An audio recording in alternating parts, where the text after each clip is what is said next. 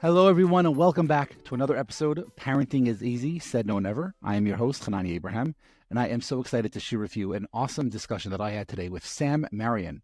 Never had a chance to speak to him, and specifically the topic that we've been talking about today has been autism, what it is, how to work with it, how to deal with it within the school system, how to deal with it with parents at home, self-care, something called neurodiversity. This was such an awesome topic that has not been given the attention that I think it needs, especially here on this podcast. And I think there are so many different things and different areas that we could explore. And I honestly didn't get through about half my questions that I had of them until we ran out of time.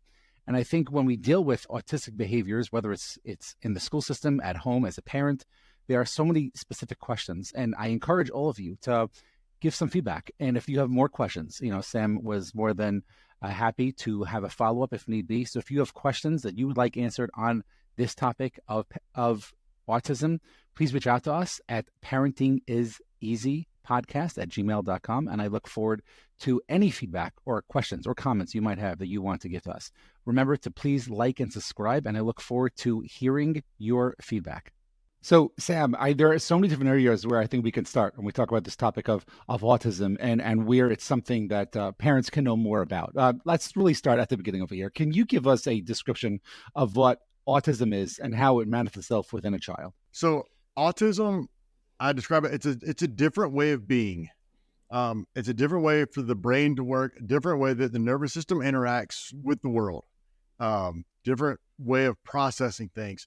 From diagnostic criteria, we're talking about differences in communication, differences in nonverbal communication and things like that. They can lead to relationship challenges, which these are different criteria, but they're connected, right? If you have challenges with communication, relationally, challenges show up. We see sensory differences. As much as we talk about sensory stuff in today's world, there's sensory-friendly clothing lines all over the place. It only shows up in autism, kind of in this neurodivergent space. But that is one. Repetitive behaviors, playing with things the same way, actions being the same, repeating things. Sometimes it's anywhere from just somebody who kind of actually just sort of restates the same words over and over to I work with a kid who tells the exact same joke every time he goes to a restaurant. That's what he does. Things like that. These patterns that they kind of get dug in a little bit, but we can also frame this in a positive sense that where we can just see, somebody who may feel more comfortable when things are more predictable. That's helpful. Right. From a diagnostic perspective, there is level 1, 2, and 3. People have kind of viewed that as high functioning, low functioning, and it's not. We view the autism spectrum as a color spectrum of a lot of different traits. They can get plotted all over the place. So the level 1 is lower support needs, and level 3 is higher support needs. It's that kind of a spectrum. But we acknowledge that people's support needs may vary situation to situation. In a school setting, a person may have higher support needs because it's so overstimulating and can be a little bit confusing versus, in a home environment where they know exactly what to expect. Lower support needs, kind of vary, something like that. Okay, so there are so many things you said there that I think are awesome and really important.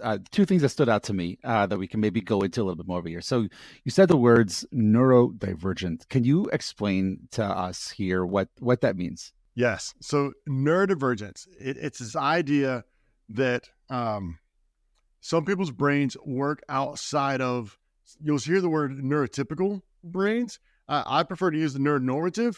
I don't think there's any one way that brains function. I think there may be sort of more common kind of neurological processes, but I think more often than not, we have these, it's more of an expectation. But this is where I can kind of get dug in a little bit as a clinician, and I can sort of nerd out on what exists out there. Every assessment tool is normed off of somebody.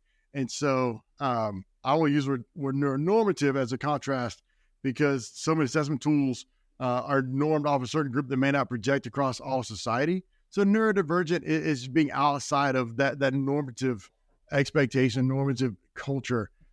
It's really broad. There are people who would say, well, neurodivergence is ADHD, autism, and learning disabilities.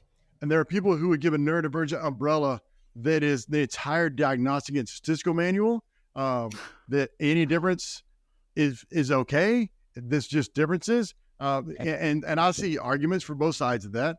Commonly, we may even put like giftedness in the neurodivergent umbrella. If you've ever worked with gifted kids, or if any listeners are raising kids who are identified gifted, they know these kids think a little differently. And so it's not always like a necessarily what we might view as a negative. It's just a difference. Okay. So in neurodivergence like, is a way to like classify certain things within what a child is experiencing. Is that a fair way to say it? That, and sometimes it's a much more comfortable space where we can shy away from labels. I don't love labels, but you got to give this like space, like, yeah, you know what? This child, they're clearly, their brain is processing a little bit differently. They problem solve a little bit differently, and that's okay. And that also gives space to maybe offer supports without trying to like nail down exactly what's happening. We can say, you know what, yeah, we'll support these differences, and that's okay. Got it. Okay. So you also mentioned the word spectrum or a spectrum disorder. And could you just elaborate a little bit on what it means and what the spectrum actually like entails and how it manifests itself like differently in every type of individual? Yeah. So if we just jump back a little bit, previously we had Asperger syndrome and autistic disorder. DSM-5 came out in 2013, and there were advocates who were pushing for this for a while, but at that point it became codified that we no longer had autistic disorder and Asperger syndrome. Instead, we had autism spectrum disorder. And when that first came out, and I was in private practice not long after that, nobody quite knew what that meant. It took us a while to figure it out some. And it almost felt like diagnosing could get really sloppy because clinicians who are diagnosing could say, oh yeah, somewhere on the spectrum. But what does that even mean? And what we find from hearing lived experience of autistic adults, and I am autistic, so this is my lived experience as well. It's a cluster of traits. There are so many different traits in the human experience, and then even more so in the autistic experience, that we look at that spectrum, like I said, as a color spectrum where it's almost like everybody is their own constellation of little plot points on that spectrum, as opposed to a linear high-low spectrum that people tend to think of. But if we think about, if you ask my high school math teacher, was I high or low functioning? And then you ask my high school English teacher, was I high or low functioning? They would give different answers. Right. And so even that, like, it doesn't track to say a person is consistently one or the other on a binary or linear spectrum, as much as we have a cluster of traits in the human experience, and we look at it as that kind of a spectrum. Yeah, I 100%. And I think when it comes to having a diagnosis, which itself can bring about so much family trauma, let's call it, in a certain way, and we're going to get to that. But I just want to back up over here. Just we talk about this concept of, I think in general, a lot of parents struggle with how to distinguish between what is considered like typical developmental challenges and signs of autism and whatever it would be considered on the spectrum. So I'm curious to hear from someone that has been diagnosed with autism, and this is what you do professionally. What would you tell parents that are just looking for guidance regarding, is this normal? Obviously, whatever that means. And is this something, that we should be just letting be? Should we be paying more attention to it? Like, how do you go about dealing with that, whether it's in your office or what you would be telling parents based on your own experiences? I encourage parents to do research, and that doesn't mean that they have to dive into, medical books. I think social media is a phenomenal place where you can actually get pretty good information and see what resonates. Most parents that I work with, they are spending time in some social media space. So I'm not sending them into some new area, right? And listen, find some creators, and I can point people towards that, some creators who are neurodivergent, who share their experience. What resonates as you look at your child, especially, are you seeing a role model that may fit this child? This young person, and that, I think, we start to see that positive spin. Society continues to see a deficit, right? There still is a bias against so often, but I think it's a lack of understanding. When we start to understand, what this full spectrum can look like, and that starts to shift things, and then we can see, well, if this person's experience is similar and resonates for my child's experience, then are there other elements? Are there other parts of the spectrum? Are there other traits that we may see as well? And are there support needs? And that's what I think the most beautiful language about autism in the DSM. As a clinician, I've never been a huge fan of the diagnostic manual, but I love the idea of support needs, because I think all humans we all have them, and every relationship that I have would be better if everybody understood my support needs and I understood theirs, not necessarily as an autistic person, but just all humans. Every, married couple that I've ever known, as they understand each other's support needs, the relationship is a little better, right? So if we can identify support needs that a child has, then that gives us action steps. And so might I pursue more information if this is going to help my child and I'm seeing directly how it might, then it feels a little bit different for a lot of parents to follow that process. And, I always tag this on there, depending on where you are, especially, but a brief interaction with maybe a pediatrician may not be sufficient. If you're like, no, they said, let's just keep watching. And you're a parent who's got this gut feeling. It's like, I think there's more going on. Then I would encourage that parent to keep doing the follow-ups and maybe even ask for a referral. Even, if the pediatrician's going, I'm not sure. If the parent sees it, then the parent sees it.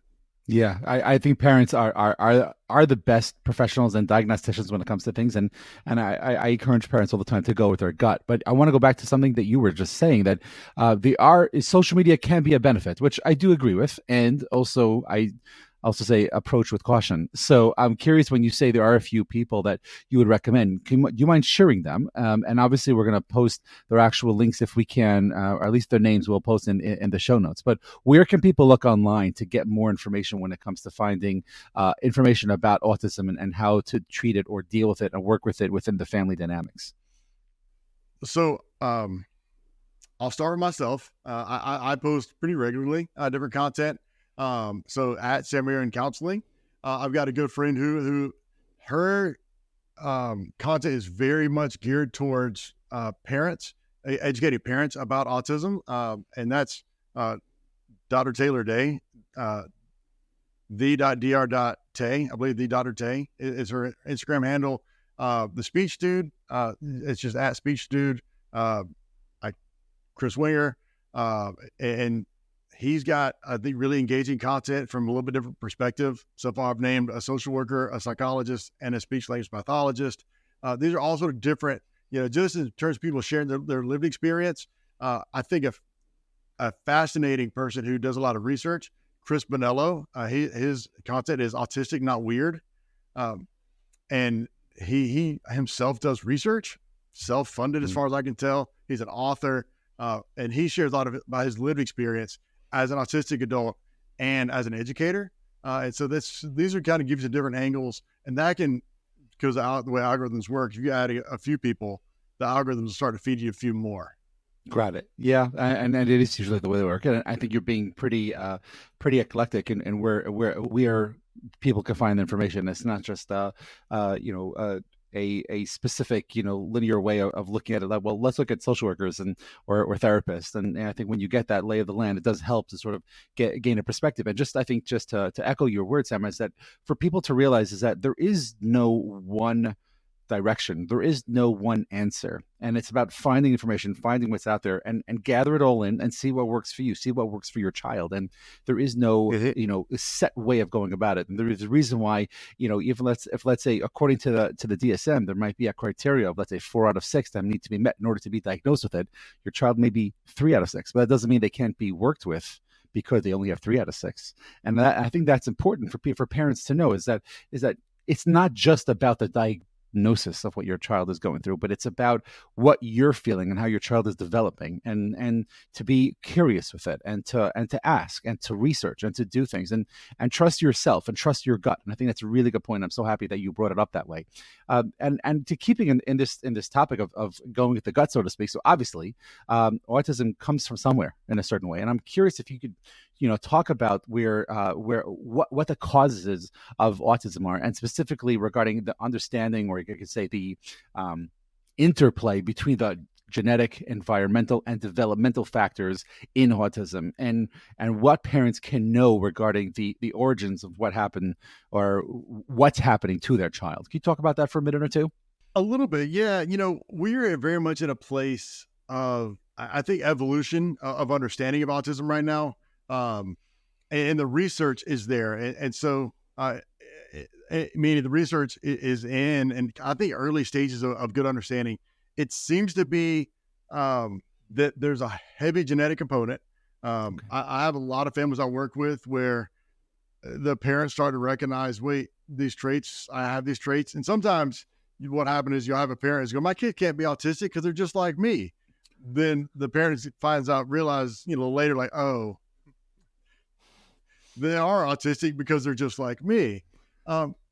So a heavy genetic component, there's questions about how much environmental. We do know, like the big vaccine thing that got pushed out a couple decades ago, that was completely fabricated. Vaccines don't cause autism. You'll still hear that bounced around, but like the guy who created that retracted it, acknowledging that he made it up. Even though that still gets circulated some, it's maybe some environmental, but again, I think we're such an early place of research because for a long time, the focus was even on like curing autism, which it's a different way of being.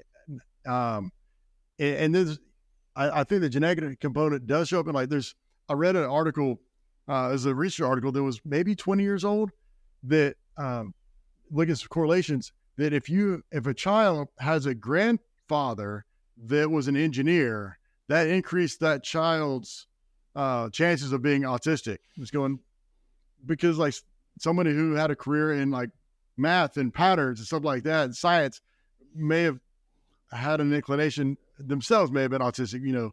I think he sort of points to that genetic thing, but that's where there has been weird research over time like that. Like that's a grandfather who was an engineer, which by the way, I have a grandfather who was an engineer. So it holds true for me, but half my family is engineers at this point, actually. But yeah, so it's emerging. Okay. And I think we'll know more over time. And I think in the field, when you think about how long humans have been around and the field, whether it's just autism or psychology or how we diagnose is less than 100 years old, to be able to have, or maybe around 100 years old. So, it's brand new in a certain way, and we're still looking for a lot more information. And, if anyone listening to this wants to chime into this conversation, to please, comment and talk about, what you're seeing regarding the different ways of, and where the autism spectrum and where it's coming from and developmentally or environmentally. Any notes or anything anyone wants to post, please do so. This is a conversation, and this is something that we talk about here on this podcast, that it's about understanding that you're not alone in what you're going through, and different parents are going through different things in different ways. And just because you went through it doesn't mean your child is going through it the same way, because they're growing up in a different generation. So even if it's like, no, he can have autism because this is what I'm experiencing. Well, maybe there were certain things that you had in your life that allowed you to function on a certain level that your child might need a little more assistance with. That being said, let's talk about schools. And I think one of the things that we talk about, our education system has things that we need to work on here in America. And I think there's also a lot of positive that we can look at regarding the things that kids are able to get in school. When we talk specifically about having specific diagnoses, and specifically, let's talk about autism, there's a certain, I think, level of communication that needs to be between the parents and the school. And I'm curious if you could give a little guidance regarding the role of the parent in dealing with the school, and maybe certain language or certain things that parents should be saying that can help their child be, well, let's just say thrive in the best way possible within our education system. And let's start specifically with the younger grades and maybe working the way up. Maybe there are different things that are necessary. So what are some of those things that parents should, the language used when they're talking to school and having talks with principals and teachers? I always formulate these kind of processes or this thought process around what are the sources of dysregulation for this child? And then how do we accommodate the nervous system around that? And so the communication piece, if a child is easily confused because sometimes they just don't quite understand directions, then having accommodation in place where this child is allowed to ask maybe more clarification questions than other children might would ask.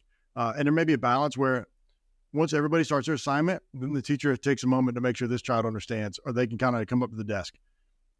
This doesn't have to be like asking in front of the whole class.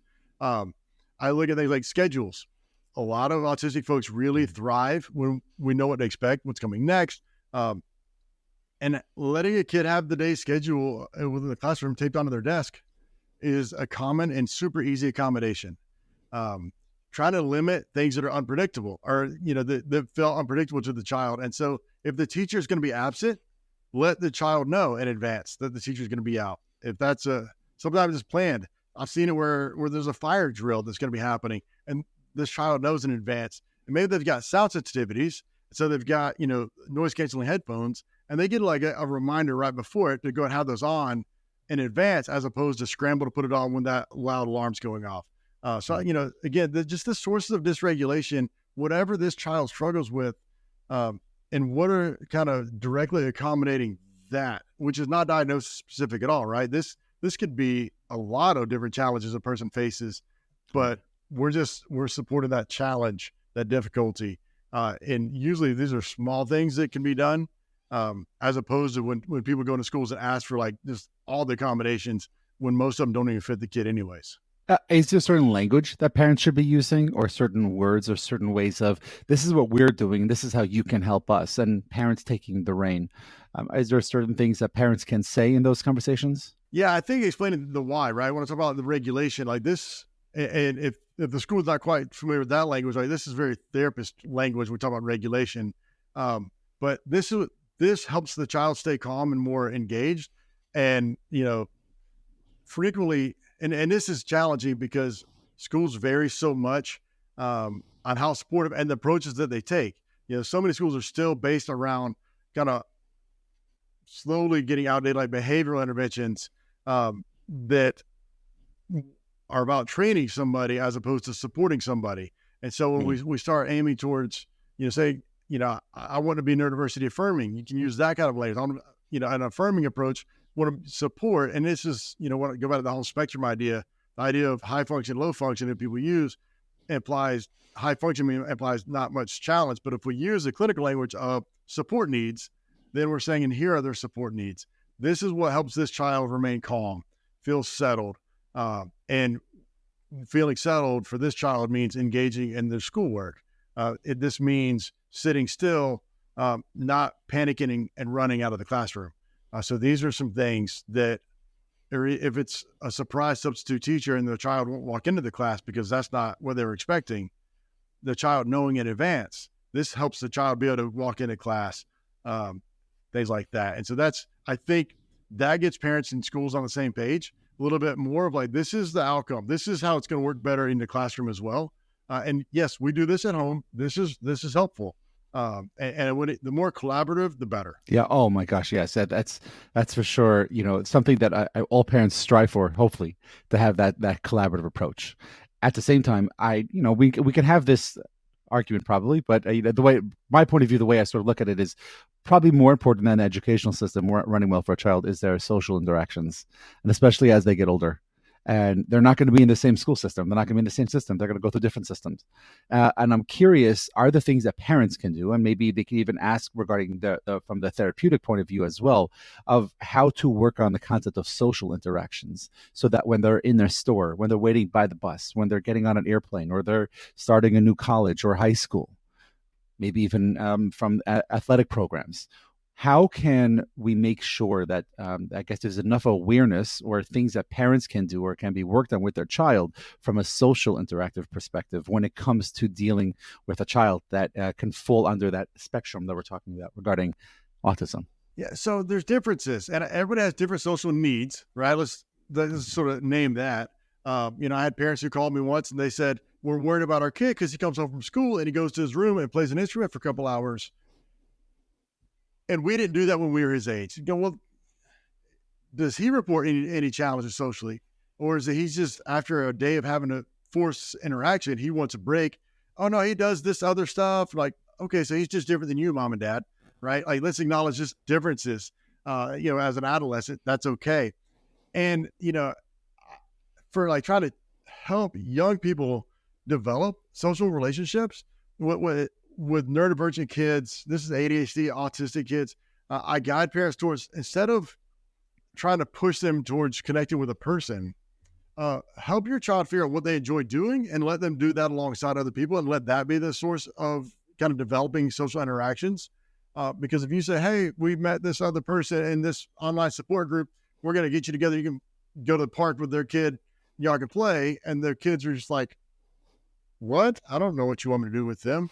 But if you realize both kids have a special interest, which is common, autism has special interests, and if we just go stereotypical, it's a common one. You both love Lego, so we got y'all together to build some Lego, and let the kids get together. That a lot of schools have like a Lego team or Lego club, or what are the activities in school that align with what this person loves already, and get young people in those environments doing what they love, and let them build out some social interaction. One, probably people who are similar to them in mindset, but also in a space that feels a little more comfortable. They're doing something that they want to do. Forcing them out of the swim team, so their social is maybe not going to go as well. And then I think we work over time on helping these kids understand, this is children, adolescents, this is adults, understand their own differences and how other people may perceive them and how they may perceive people, and let them make a choice on how they may interact a little bit. At a bus stop, you don't necessarily have to chat with everybody else. If it's a school bus stop and these are kids in your class and they live next door and they say good morning to you, you might say good morning in response, that kind of thing. If it's the bus stop on a city bus line, you may not chat with everybody, but we try to explain some of these differences over time, but maybe not without the expectation of like, well, you have to do it this certain way. Instead, it's like, let's just know if you choose not to do that, here's the responses you may get from others. If you don't say good morning to your neighbor, they may not want to play in the yard with you that afternoon. They may be connected. I was trying to find over here as you give the answer. I know there was some research done with Lego, specifically when it came to autism. So I think the researcher's name was Dan Legoff, actually. How apropos is that? Sure. I think the concept of doing something, building something, you might even some people might use the word distracting in a certain way, just to sort of help them have their focus onto something. And just because you, the parent, might think that, well, this is what I did, this is what helped me, so this is what my child should do. No, we want to be able to parent the child for what they need, and not child the parent for what we think they need.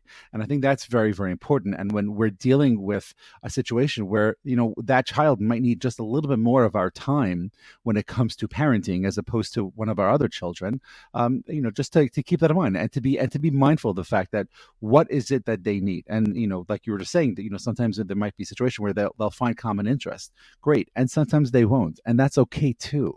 So it doesn't mean that we have to find something, but let's see what's the best situation for our child. And when we use the acronym we talk about over here a lot is ABC, the moment. Always be curious, and just be curious about what's happening. And when your kid's in grade school, it might look very different for what they like doing when they're going to be in middle school or high school and beyond. And just something to sort of keep in mind over here. That being said, this is a lot of work for a parent. So I'm curious, when you have these conversations about children with the parents and stuff, well, how do you go about the conversation from the parents' point of view regarding what they can do for themselves? Obviously, we talk about having a proper balance and being mindful and doing certain things for yourself that are important. Is there something different or special that you talk about with parents of a autistic child that they can do for themselves to make sure that they stay level-headed, cool, and calm and collected? I get a lot of calls from new people, new clients, and the parents say something to the effect of, my child's in burnout. We're struggling over here. And I always say, I have never met the parents of a child who's in burnout where at least one, if not both parents, were themselves burned out. Just from all the things and trying to figure it out and try to force things that's just not working. And so sometimes I say, what, it's okay to give yourself a break. People debate about how much screen time is the right amount of screen time.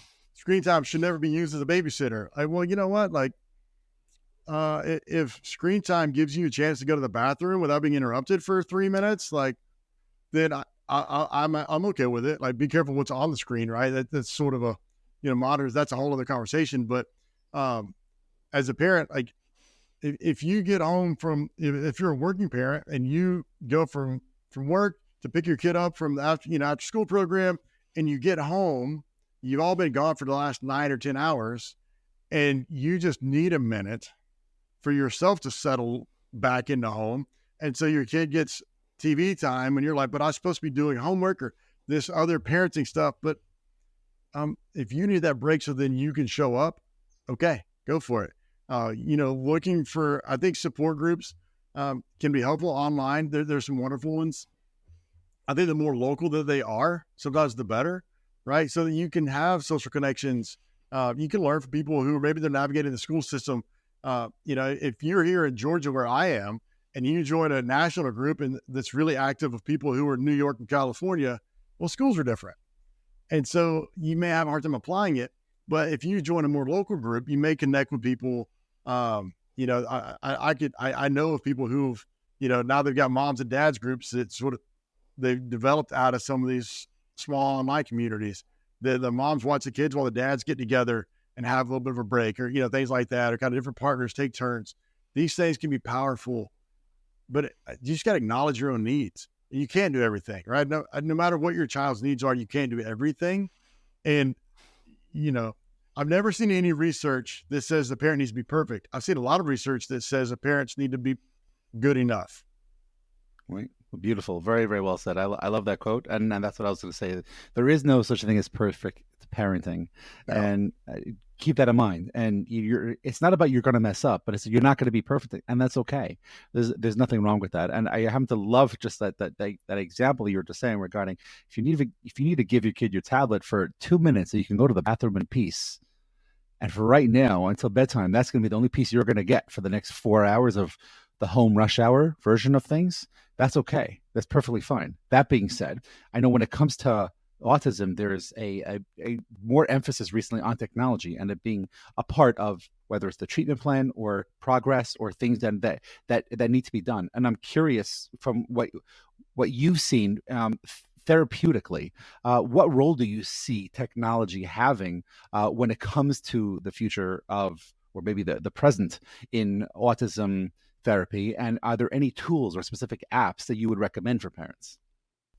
So I don't do any of this work, but I've seen pretty big advances around AAC, and I can never remember the full acronym there, as a communication device for people who are non-speaking or have limited communication, where there are great apps. And so people that use an iPad almost exclusively, or a different kind of tablet to communicate, and that can be really powerful, right? But that's a little different than talking about it for screens and things like that, in terms of like games or shows. So I think communication, it can be really powerful. And there's the emerging research shows where it used to be like, no, we should not give people these supports, these aids, because then they won't speak. And the research now is showing much more towards, no, we should give people all the support, and that does not actually limit somebody's development of any other communication skills. And if anything, it furthers it. But so we get into the space, so like that's sort of one element over here. We get into spaces of like, well, it can be a great distraction, right? Getting home from school, needing a break. Maybe you just needed to disappear into a different world for a little while after living in the school world. And, I point a lot, I talk a lot about high autonomy parenting.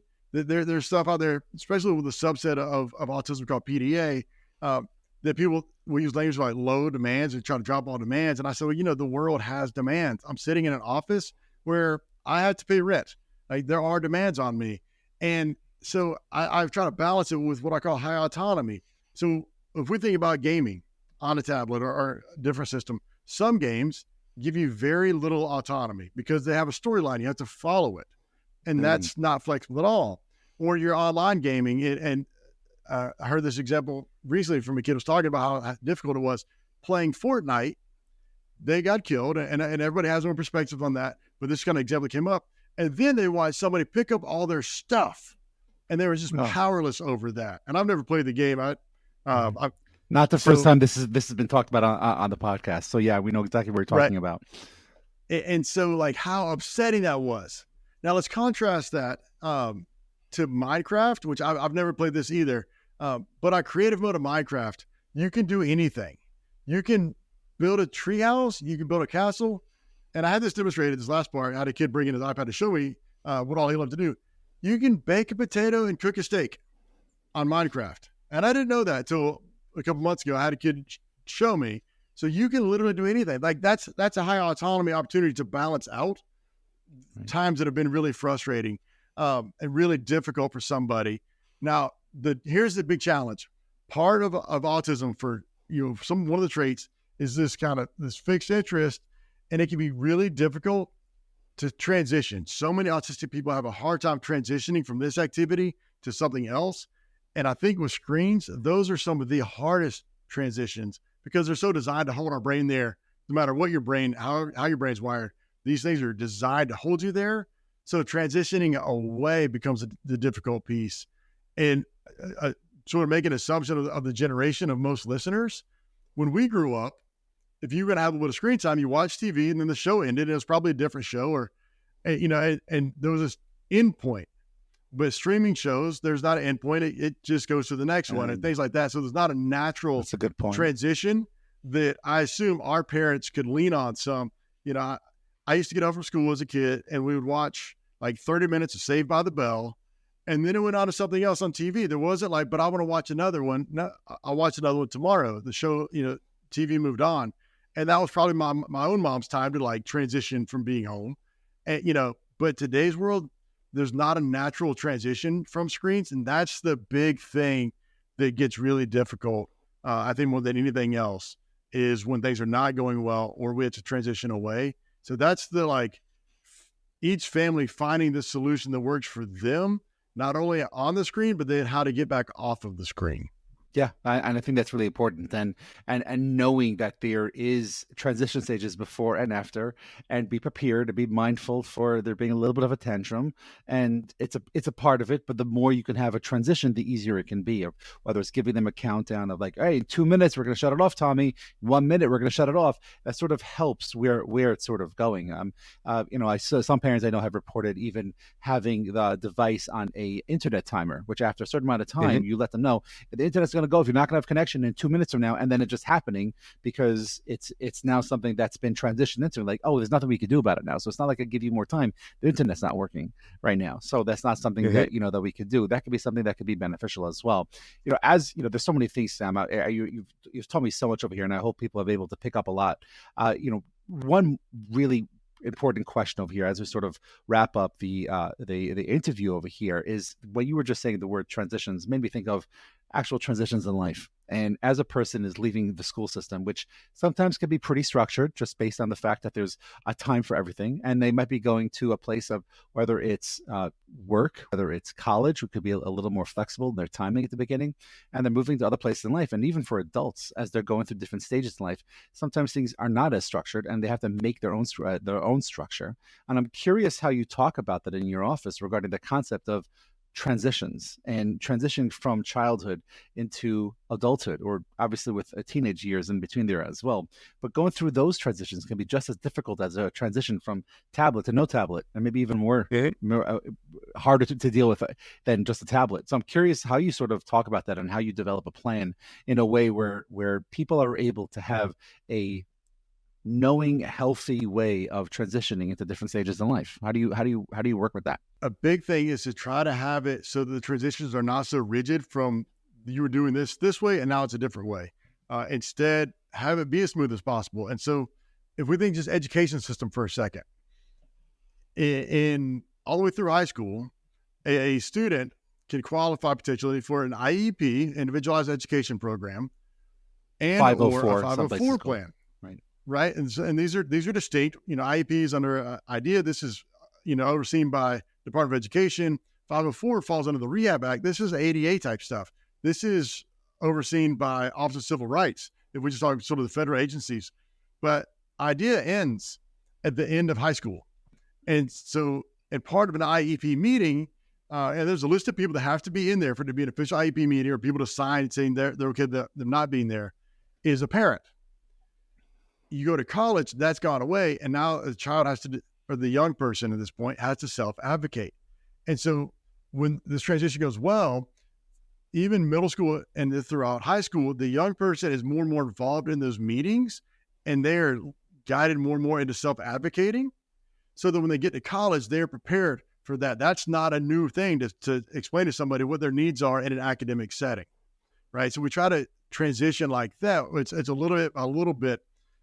Anytime we're going to go somewhere new, go check out the place. Do your research about it, right? This is transitioning from home to a vacation spot.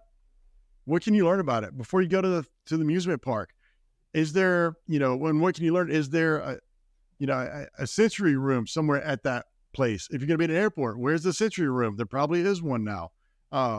Maybe only one. It may be like at some weird place, and some, but you can do your research about that in advance. If you're going to be going to college, the young person is go visit and think through what are the needs that a person has. Maybe a big school is not ideal, but a bigger school may have more accommodations in place. There are schools that have programs within them that are there to support autistic learners. So things like that. I think it's about research in advance. It's exposure in advance, so the person can know as much as possible about what to expect. It may be we're almost like role playing, changing classes at college a time or two to kind of learn the route while there's nobody there on a Sunday morning or something when they can feel calm, so they're more prepared to handle the crowd. Work, settings can be similar, kind of knowing what to expect. And again, always being aware, what are the things that are most dysregulating for a person? When you got this child, you're kind of teaching them, but by, adolescence, we want them to start learning what are some of their own activators that they can support around. So I think it comes down to there's a DBT concept, a dialectical behavioral therapy concept that we call cope ahead, and prepare as much as possible. And I think that's really what you're saying. And in the same way parents can do that, it sounds like, when you have adults or young adults or teenagers that are trying to have the most autonomy regarding their scheduling and their independence in general, is to teach them that skill of coping ahead and preparing for things, whether it's walking them through the classroom and campuses or preparing for a job and going there before it has started. So all the routes regarding the travel, whether it's by bus, train, or plane or whatever, or car, obviously. So it's just preparing things as much as possible. And that's something that really doesn't change. And I think that's really important. And obviously, I think the biggest thing that I'm taking out from our amazing conversation and such an insightful conversation is to prepare as much as you can and realize it's not going to be perfect. And the more we're able to prepare, ask those questions, whether it's, of the child, of our spouse regarding what they need, or even situations regarding the school. How can you help us? And this is what we're thinking. And just creating that collaborative approach, I think is really important. As we sort of finish up over here, there are so many different things that we touched. I still have a ton more questions that I did not get a chance to ask, but I'm trying to be conscious of the time over here. I'm curious if there are like maybe one or two points, either from what we talked about, just to sort of summarize, or maybe something we didn't talk about that is really important as we sort of wrap up this conversation that I didn't ask about. I think the main thing for people to keep in mind is everything we're talking about here to support an autistic person, but this is kind of for everybody. We want to support someone's nervous system's regulation, right? We want to help people, and from supporting a child, I want to find ways to help them to feel in their calmest state. And that's not autistic or not, it's for all children. But if we just view it, so autism, it brings forward, or it brings with it just different things that might activate a nervous system to get them into more of an elevated state. And we just learn these differences and support around that. And the more we can view it through that with this individual, honestly, there's a lot of little things that people do that go a long way to help this young person, that it's nowhere near as much effort as they've been putting in trying to do all the things, even if those things didn't matter as much. So I think just getting specific and understanding how to support this person and kind of having their nervous system calm and regulated. That makes a lot of sense. And that's constantly changing over here. Thank you so much again, Sam, for everything that, that you've taught us today. I'm curious, before we do the rapid fire questions, as we finish up over here, where can people find more of you or they wanted to reach out to you? The best place on Instagram at Sam Marion Counseling. I'm pretty active there, and any other link that I have, you could find it there. Amazing. Okay. And we will try to post that in the show notes over here. So as we wrap up over here, I'm curious if you could share with us, Sam, what was the worst advice you ever received? Try harder. Sometimes it's not about harder, it's just about smarter in a certain way. Okay. Is there any place other than the social media that you've mentioned that people can get more information, or a book that you would recommend, or maybe YouTube, or a certain person to follow that they can listen to a podcast from? Who would you recommend, or what would you recommend people try to look at for the information that we've been talking about today? For overview kind of information, there's a book called Divergent Mind by Janira Nuremberg. It's geared a little more towards kind of the female experience, kind of being late identified, but just as an adult processing through some of this stuff, has a lot of good insight, and it's not clinical language. So that's and it's not a real thick book. That's a really good read. A lot of people have enjoyed. And if people want to don't want to go deep on the information, but want to try to connect to it in a little bit deeper way, I actually wrote a book. It's a guided journal. It's called Embracing All Brains, and it's geared a little bit more towards educators, but it flies. It works for anybody. It's just most examples come out of the classroom.